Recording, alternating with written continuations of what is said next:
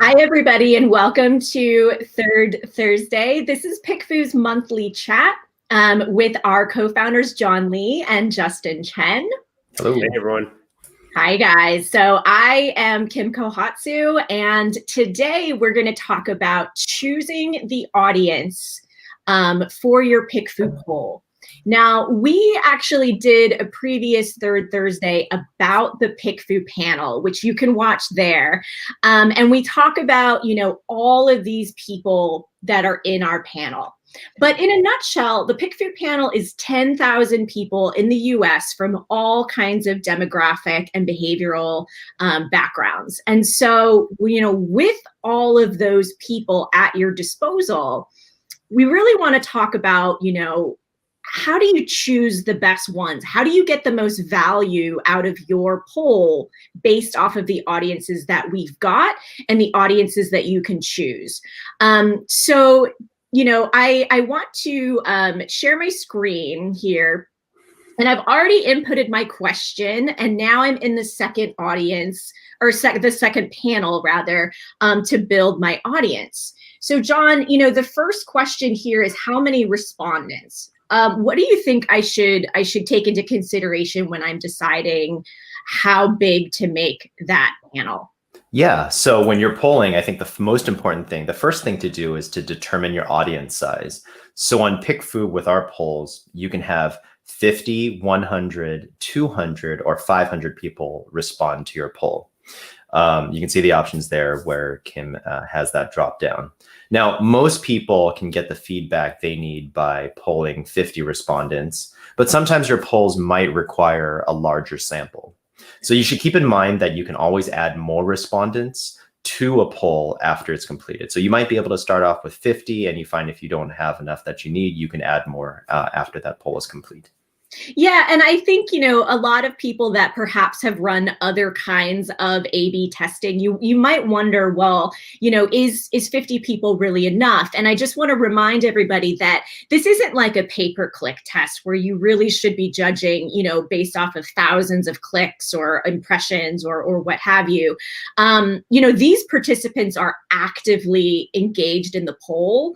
They see all of your options sort of laid out, and they are opting in to provide comments. So with that sort of caveat, it generally does tend to be enough, right, to have 50 people, because it's 50 people who don't have any, insider knowledge on your project, and they are just coming in with new perspectives.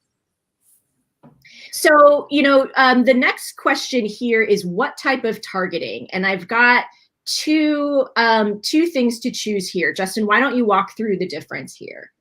Yeah, sure. So general audience is the first one, and that's simply the first 50, 100, 200, or 500 people, whatever you chose in the first dropdown, the people who will answer their poll on a first come, first served basis. So that's irregardless of their age, gender, ethnicity, income, or any other targeting that you would do in a targeted audience. So a targeted audience, which is the next selection, is a custom-built audience based on the demographic, behavioral, psychographic traits of your choosing. And so that could be, I think, 1 up to 4 different types of traits. So the biggest benefit of using a general audience is speed. You're going to get your results back really quickly. And it can also be useful if you're still early in your process and you don't know exactly who your target customer is. So that's, I find a lot of our customers are actually that way, and they're just trying to get a gauge of feedback from everyone. And even with the general audience, you can get additional reporting on top of that. So you can find out whether single versus married people answer differently, or homeowners versus renters, or kind of any other number of traits that we have in the system. And so just to further clarify, this is collecting more information about your respondents and not filtering who can respond. Right. So it's open to pretty much everybody, but if I put more things in here, then I can find out more about those people. Yeah, that's right. So let's see. Another time that a general audience is useful is if your product is made for broad consumption, and you really do want to pull the general audience, and you want to see how different segments respond to your ideas. So here's an example that you've got up where an e-commerce seller wants to understand what information was most important when people are buying lettuce. And everyone buys lettuce, regardless of their age or income. And with this poll, the customer was able to understand the different priorities of each segment. And if you scroll to the bottom, you'll actually see how we break down responses by all the different demographics. And here's where you can do that additional reporting, right? So you could add other things like single versus married or homeowner versus renter. Here we have the basic ones around age and gender and all that. And we can actually see the breakdowns of which bullet points they found most important for lettuce. Right. And that might, make you think a little bit more about who your audience is, Yeah. or, what it is that they prioritize. And maybe that changes the way that you market the product. Yeah. I mean, you may decide that if a certain segment really resonates with a certain bullet point, you may have like a separate landing page for them or completely separate ad copy and marketing messaging. Yeah. So when should I use not the general audience, but the target audience? When are the best times for that? Yeah. So an example would be, I think we have an example that we can pull up, but basically it's when you're trying to reach an audience and you need to make sure that it's resonating. So for example, we've got a author trying to test out their marketing copy for a book. And if you look at the comments, people are saying things like, I wouldn't buy it because I'm not a parent. I don't have any kids. So even if it was a really well-written book description, it wouldn't necessarily appeal to them, right? Because they're not parents. So this would actually be a really good example where you are selling a book for parents, specifically for parents. And that's the audience that you should target. Right. Yeah. Because, right. Like you wouldn't win those people over anyway. And you're paying for 50 responses, but you've kind of wasted a bunch of them because those people were never in your target market to begin with. Yeah, that's right.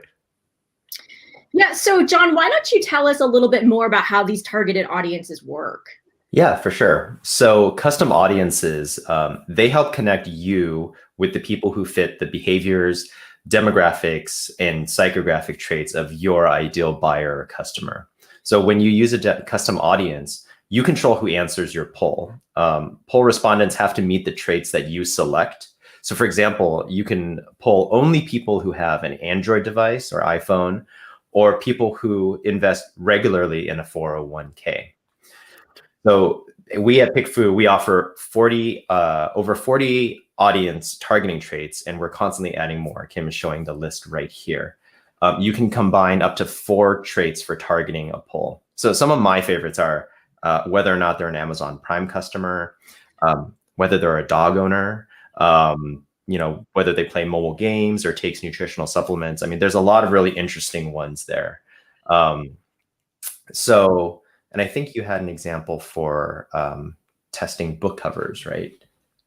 Or no, was it book covers or art? Yes. So let me pull that up. Yeah. Yeah. So here's an example of a book cover targeting about investing in art and collectibles. So you can see the 2 very different book covers here. The respondent pool here is 100 people, all who earn at least $60,000 and have a bachelor's or master's degree and are between the ages of 25 and 64. So of these 100 people, this targeted respondent pool, by a 2-to-1 margin, the respondents prefer the darker color. And because the people who are responding to this poll are exactly the kind of people that of reader that the book is aimed at, then the author can feel confident that it's the right choice to move ahead with.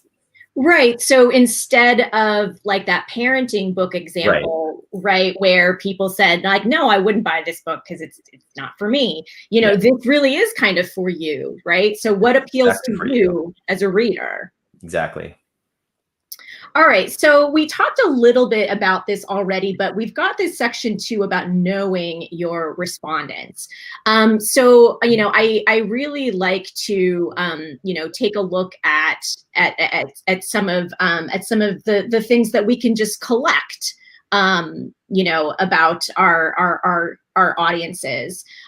So we see here we've got gender and age range. What's this? Does this come with every poll, John? Yeah. So every PickFu poll comes with a breakdown of gender and age range of all the respondents that responded to your poll. And if you're a member of one of our plans, then PickFu members also get a breakdown of ethnicity, education, and income reporting for all of the polls that you run. But sometimes you might want to know more additional information about the people who have responded to your poll. So Kim, I believe you have a sample poll about labeling. Oh, yes, I do.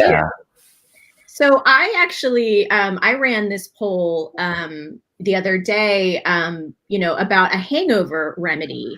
And the brief that I looked at actually called out that the target customer shops on Amazon, drinks whiskey, and probably lives in a major city. But think about it, the product's sold online. So yes, it might be popular in, the metropolitan areas, but it's not only going to be sold there, right? So what I did essentially was I chose Amazon Prime members who are liquor drinkers, but I added that reporting, right? So we have something here where you can choose the community type that they live in. So do they live in a suburban area, a rural area, or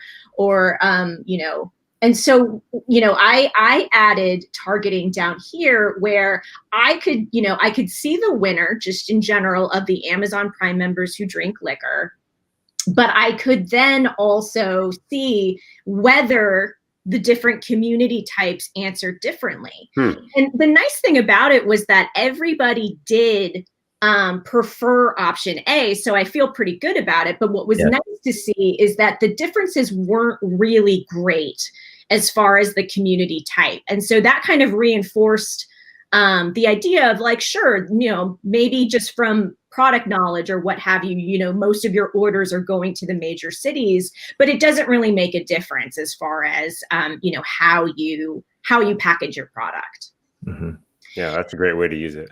Yeah. So, what happens if I'm looking at these 40 audience, targeting traits, and I see one that I need, but I don't see it represented? So if you're looking to target an audience that we don't have, you can definitely email us and we'll look into adding it. And in fact, a lot of the ones that we do have around behaviors specifically are ones that have been customer requests. So things like whether they're cat owners and dog owners, and if they drink liquor, a lot of these were requests from our customers, and we've added them, and a lot of other customers found value from it. So definitely don't feel shy about writing into us at info@pickfu.com or finding us on the live chat and just letting someone on the team know. Yeah, excellent. So I hope that this has been helpful for everybody to try to figure out, how to choose your audience for your PickFu polls. I want to thank you for watching. And if you have any other further questions or you want us to go over something, please feel free to visit this link and submit your questions for our next third Thursday. Thanks, everybody. Thanks.